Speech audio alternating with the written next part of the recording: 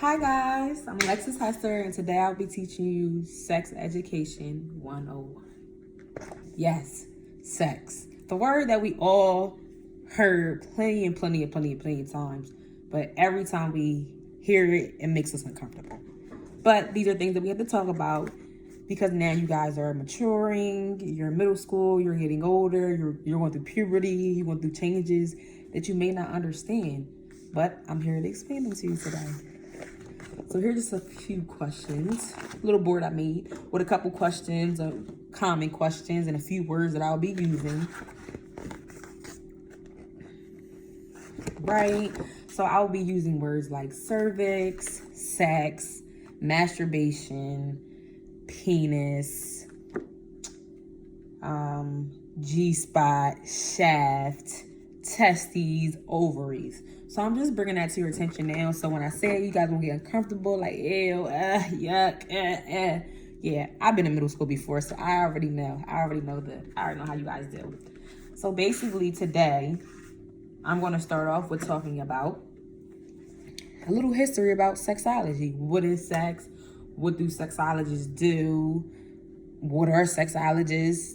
Main questions like that. So to begin, sexology is the study of sex. The main question people always think, oh, are you studying sex? Are you having sex? No. The answer to that is no. Just because you're studying sex does not mean you are having sex. It's a few different ways to research sex. We have clinical, we have experimental, we have hands-on, having sex.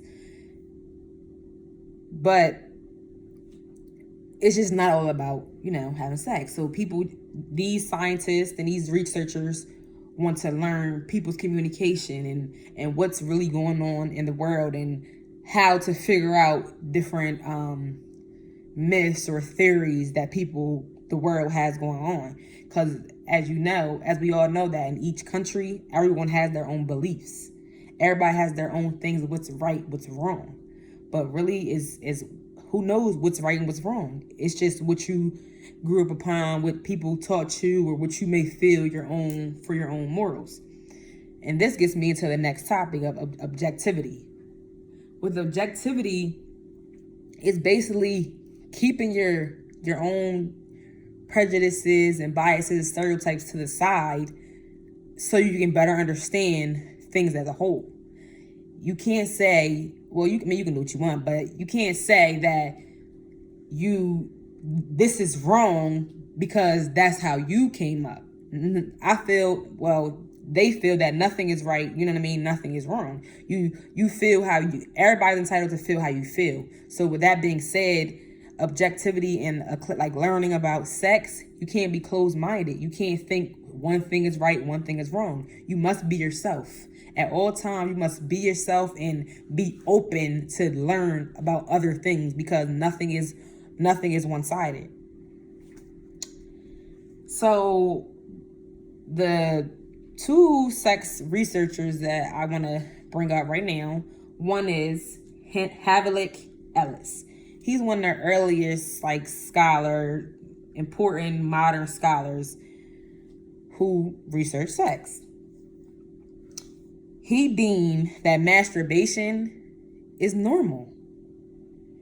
It relieves stress. It does not mean you have a mental illness. See, again, this goes back to me saying about objectivity and bias and stereotypes. You can't just think, okay, one thing is right because you didn't do it, or one thing is because you didn't. People are entitled to their own feelings. People can't control how they feel. That's how they were born. So he basically that was his research. He came up with the fact that this is not a mental illness. This is normal. This is how people relieve stress. And he also deemed that women possess the same sexual desires no less than a man. Women, my favorite scientist, sexologist was Dr. Kinsey. Dr. Kinsey was one of my favorites. I liked his approach to trying to figure out sex, trying to figure out, everybody's sex. So he He was at a university. He documented a lot of sexual behavior and emphasized the role of masturbation in sex. He also argued that normal and abnormal behavior is there's no normal or no abnormal. Everybody are who you are. Like everybody is free to be who they are, and that's just what it is. Whether you choose to be with a man, you choose to be with a female. You can be yourself. The point of that is that you be yourself. Whatever make you feel good. Now here we have a few examples of what the woman's inside of the vagina looks like. Again, we got smaller ones, a little bigger, different shapes. Everyone is different. We all have different sizes. So again, don't feel any bad if you feel,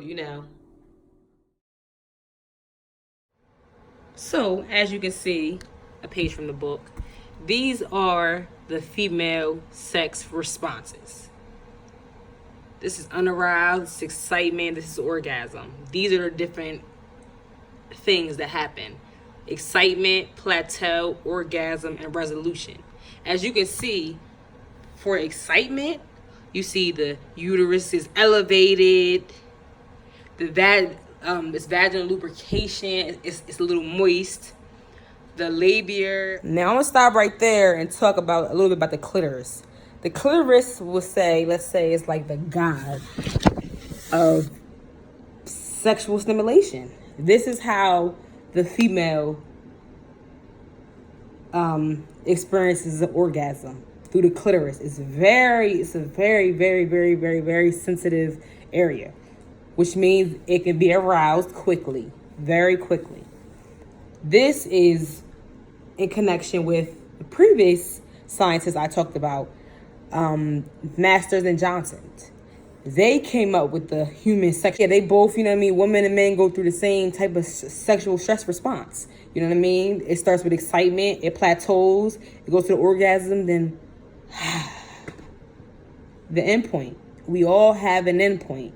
That's basically the majority. And it's just explaining that different parts, like how the bladder and the urethra, the urethra is something I talked about. It's not part of the actual reproductive system, but it's part of us as a female. And when we get aroused, the urethra elevates. It elevates until you let go, and it clasps back into position. And that's basically what I was showing you guys in the pictures before. I just wanted to explain it a little bit more depth. And that's in connection to Master and Johnson's. That's their human sexual response. And that's the 4 stages: excitement, plateau, orgasm, and resolution. And yes, orgasm. Everyone can have an orgasm. Is everyone going to have an orgasm? No. It's small percentage of the people who never have experienced orgasms ever in life. Whereas though the people who do experience them will always experience them. You won't lose the ability to have an orgasm. You will always have that ability. It will never change. All right, next guys, we'll be talking about the female reproductive system. We're going to start right at the ovaries. The ovary is the manufacturer for making eggs. It's like a big warehouse, and they just make eggs. Just imagine, the warehouses where they put sodas on, soda tops on top of the bottles, and it just continuous.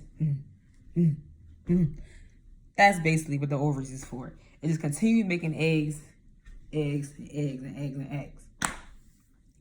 Next, we have the fallopian tube. The fallopian tube carries the eggs to the uterus. It's like 2 little rings, kind of like the McDonald's M rings, just like that, and they carry them to the uterus. It's kind of like a transporter.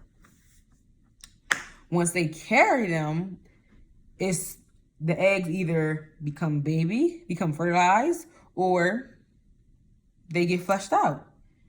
And that all happens in the uterus. Now, whatever's left, the lining that's in the inside, it breaks down and it comes out. that's when you get your period. Hence, that's where the vagina is where the blood leaves. Okay? But the uterus causes what a lining causes it to shed. Well, the lining sheds. Okay, guys, I know I'm messing up. So in the uterus, the egg meets the sperm, and they decide they want to party and mingle, or may not be a match. Whatever the lining sheds in the vagina and through the vagina, and that's when you get your period. The cervix is right between the uterus and the vagina. It plays like a shield, or let's say like a door, between the two. Then, as we all know, periods. If you guys haven't came on your period yet, it will be a day that you come, and you guys must understand where periods come from. It's through ovulation, like I explained. When the egg gets into the uterus. When the egg meets the sperm inside the uterus, whatever ones don't agree, the rest go down. It may be all of them. You know what I mean? Or then you'll see a baby. We all love babies. All right. So, another main part of the reproductive system, well, I say it's not a part of it. And this would be the circumcised versus the non-circumcised. You just basically have extra skin. And usually it may cause bacteria or different things. But in different countries, they believe you have.